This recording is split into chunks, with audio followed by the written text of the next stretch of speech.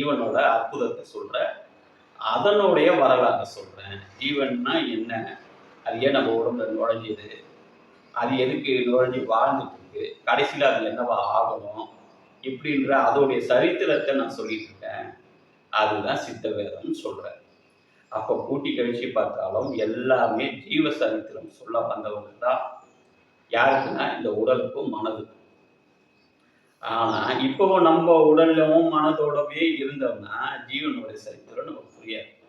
அதனால இவர் என்ன சொல்றாருன்னா, ஜீவனா நீங்க பாருங்க, வேற மதங்களோ மார்க்கங்களோ தெய்வங்களோ வழிபாடுகளோ எதுவுமே இப்போ நமக்கு உபயோகப்படாது. அதனால ஜீவனை காப்பாற்றுவது எப்படின்றத தான் நான் சொல்லிட்டு வரேன். அதனால ஜீவ கண்ணோட்டமா பாருங்க.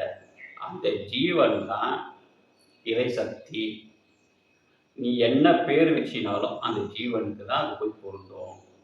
அதனால போன அத்தியாயத்தில் நான் சொன்னதெல்லாம் சிவபெருமானுக்கு 3 கண் இருக்கு அப்படின்னு நான் சொல்லிட்டு வந்தேன்.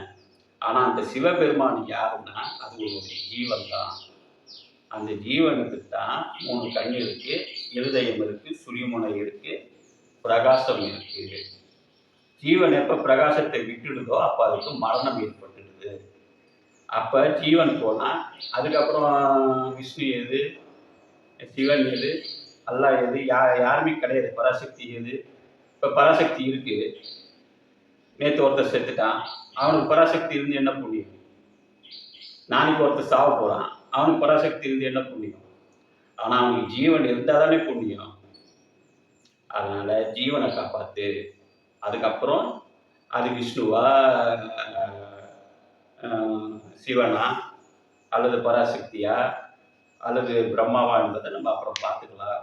முதல்ல ஜீவனை காப்பாற்றிக்கிறதுக்கு நான் ஒரு மார்க்கம் சொல்கிறேன். அந்த மார்க்கத்தை கேட்டுக்கொள்ள சொல்லிதான் சித்தவேதம் என்ற ஒரு புத்தகத்தை எழுதுகிறாரு. அதை தான் நம்மளை படித்து விளக்கமாக சொல்கிறோம். அதில் போன அத்தியாயத்தில் சொன்னது அத்தனையுமே நம்மகிட்ட தான் எல்லாமே இருக்குது.